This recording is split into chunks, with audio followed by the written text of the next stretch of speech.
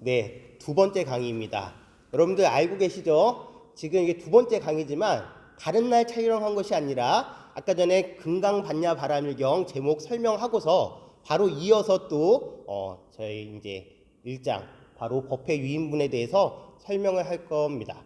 지금 우리 이 앞에는 37기 주간분들 네 분 정도 나와 계신데요. 오늘 저 때문에 이제 고생을 하고 계시는데 네, 감사합니다. 자, 여러분들도 박수 쳐주세요. 네. 자, 이어서 보실게요. 우리가 지금 이 금강반야 바람일경은 원래 생성이 됐을 때 기원전 1, 2세기에 형성이 됐습니다. 제가 형성이 됐다라고 이야기했죠. 이것은 직접적으로 서가모니 부처님께서 살아계셨을 때 설하신 경전은 아닙니다. 대부분의 경전, 대승경전은 그렇게 시대가 이제 흐르고 나서 그 당시에 필요한 상황에 맞춰서 대승경전이 구성되었습니다. 그러면 그렇다면 그것에 이유가 분명히 있을 겁니다. 왜 그 당시에 그 경전이 형성이 됐는지. 그런데 이제 중요한 것은 그렇습니다. 대승비불설이라고 얘기하는데요. 대승은 부처님의 말씀이 아니다라는 겁니다. 그 이유가 서가모니 부처님께서 살아계셨을 때 직접적으로 말씀하시지 않았기 때문이죠. 하지만 대승불교에서는 그렇게 생각하지 않습니다. 우리 이 모든 중생들이 열심히 공부를 하고 수행을 하고 번뇌를 여의고 탐진치로부터 속박으로부터 벗어났을 때 우리도 부처님의 경지를 이룰 수 있고 그것을 이루고자 하는 공부가 바로 대승의 공부이기 때문에 이 대승 경전이 형성이 됐을 때 당시에 그만큼 공부하신 분들께서 이것을 같이 필요에 의해서 구성했다라고 보는 것이 맞을 겁니다. 그렇다면 그것이 단순히 서가모니 부처님께서 말씀하시지 않았다고 해서 부처님의 가르침, 불교의 가르침이 아니다라고는 치부할 수가 없습니다. 제1장 법회 인유부는 법회가 열린 이유입니다. 왜 그 당시에 금강경을 설하기 위한 법회가 열렸을까요? 우리가 딱 1장을 넘기면 뭐라고 나와 있는지 제가 한번 읽어드리도록 하겠습니다. 이와 같이 나는 들었습니다. 어느 때 부처님께서 거룩한 비구 1250명과 함께 사이국 기수국 고도원에 계셨습니다. 그때 세종께서는 공양때가 되어 가사를 입고 바루를 들고 걸식하고자 사이대성에 들어가셨습니다.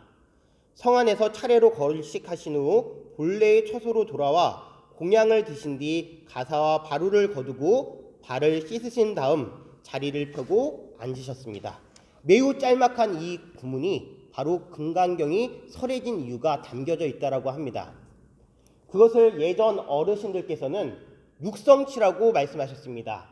첫 번째 신성치, 두 번째 문성치, 세 번째 시성치, 네 번째 주성치, 다섯 번째 처성치, 그리고 여섯 번째 중서치입니다.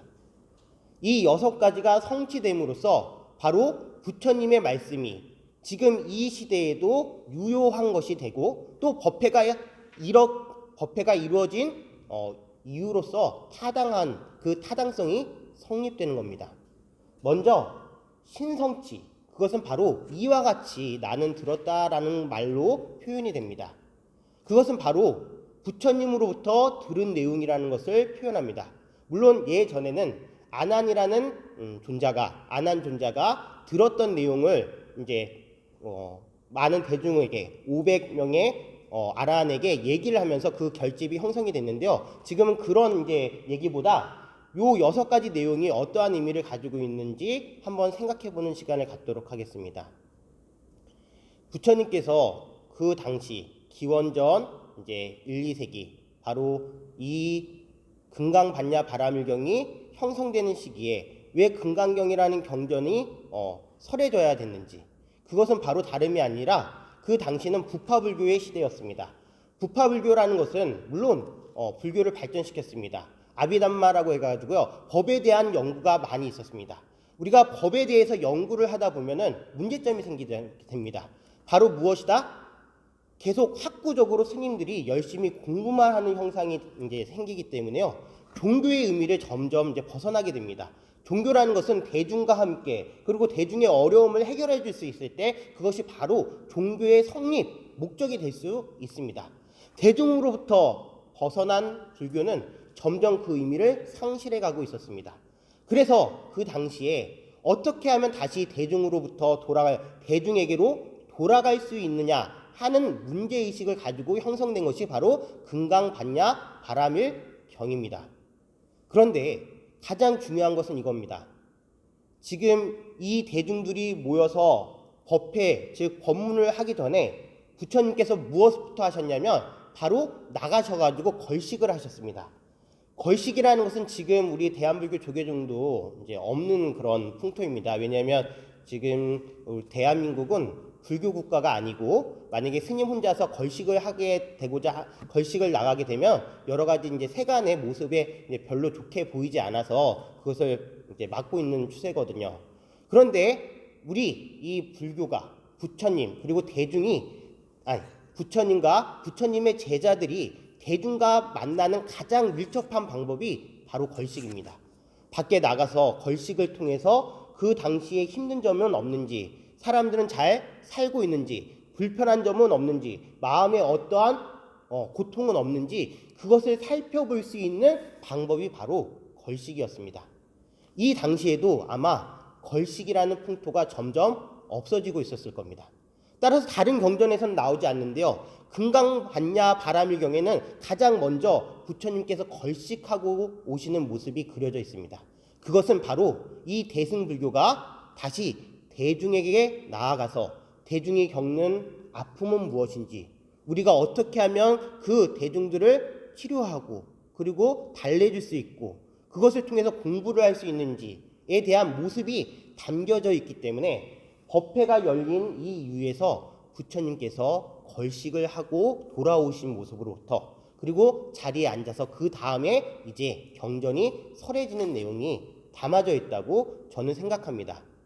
요즘 그 영화 리뷰라는 것이 있습니다. 유튜브에 보면은 영화 리뷰 결말 포함하면은 가장 먼저 뭐라고 나오냐면 본 영상은 영화에 대한 줄거리와 스포가 다소 포함되어 있으니 유의하시기 바랍니다 라고 나오고 있습니다.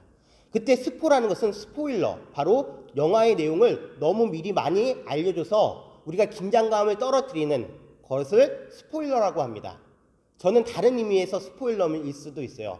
우선 금강반야 바라밀경을 제가 강의하기에는 아직은 저도 공부가 덜 됐고 그리고 또 지금 이렇게 유튜브로 설명하기에는 너무 어색한 점이 많은데 스포일러입니다. 금강경을 망칠 수도 있습니다. 여러분들께서 참고하시고 양해하셔서 조금은 이제 하지만 제가 이 금강경에 대해서 너무 많은 스포, 즉 이 망가뜨리는 것을 안 하기 위해서 열심히 노력하겠습니다. 제 2강은 여기서 마치도록 하겠습니다.